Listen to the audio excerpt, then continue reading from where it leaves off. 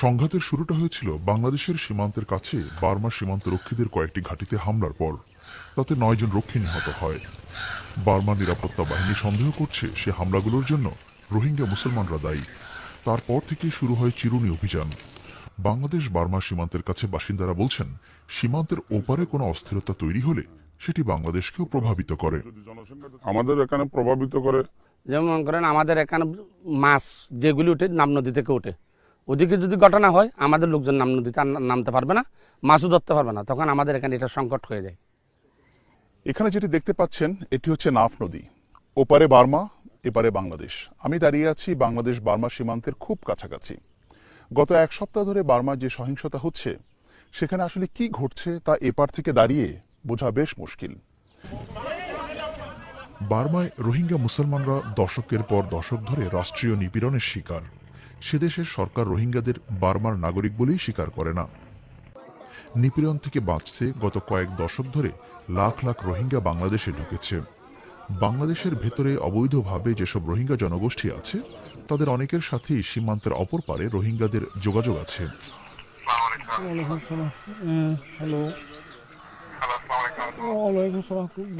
বাংলাদেশের mobile phone network বার্মার সীমান্তের ভেতরে কয়েক কিলোমিটার পর্যন্ত কাজ করে। টেলিফোনের মাধ্যমে এপারে রোহিঙ্গারা খবর পাচ্ছেন যে বার্মায় নিরাপত্তা বাহিনী সেখানকার রোহিঙ্গা মুসলমানদের উপর দমন পীড়ন চালাচ্ছে।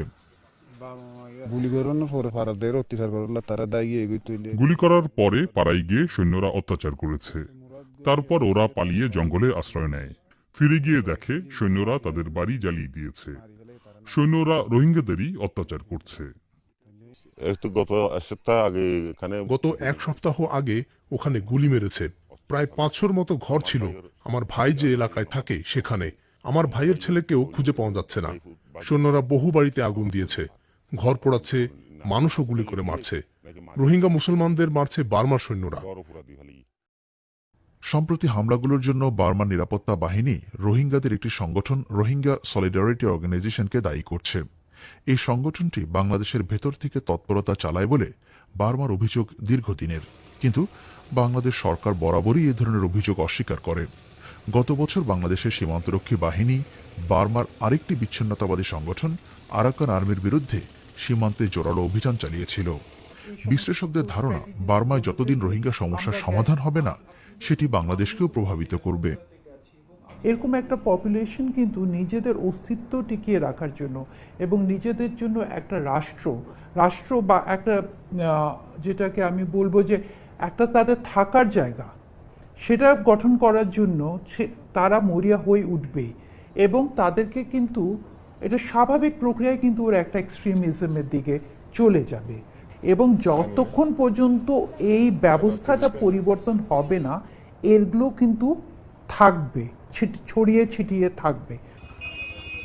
বার্মা থেকে অনেকেই সীমান্তে বৈধ অনুমতি নিয়ে বাংলাদেশে চিকিৎসার জন্য আসে, কিন্তু সম্প্রতি সহিংসতা শুরু হওয়ার পর সেখান থেকে আসা যাওয়া বেশ কঠিন হয়ে পড়েছে। বার্মায় সংঘাত শুরুর পর বাংলাদেশের সীমান্তে নিরাপত্তাও জোরদার করা হয়েছে।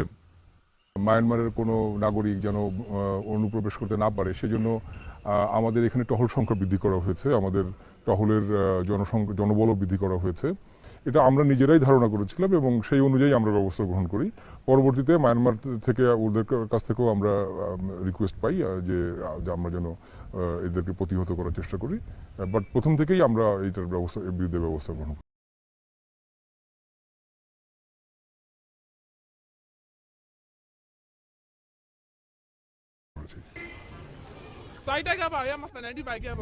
বার্মার রাখাইন রাজ্যে কোনো অস্থিরতা হলেই রোহিঙ্গা মুসলমানদের বাংলাদেশের দিকে ধাবিত করার প্রবণতা ছিল। ধারণা করা হচ্ছে এবার বার্মার নিরাপত্তা বাহিনী চাইছে না সেখান থেকে কেউ অভিযান এড়ানোর জন্য বাংলাদেশে ঢুকে পড়ে। আকবর হোসেন, বিবিসি বাংলা, টেকনাফ।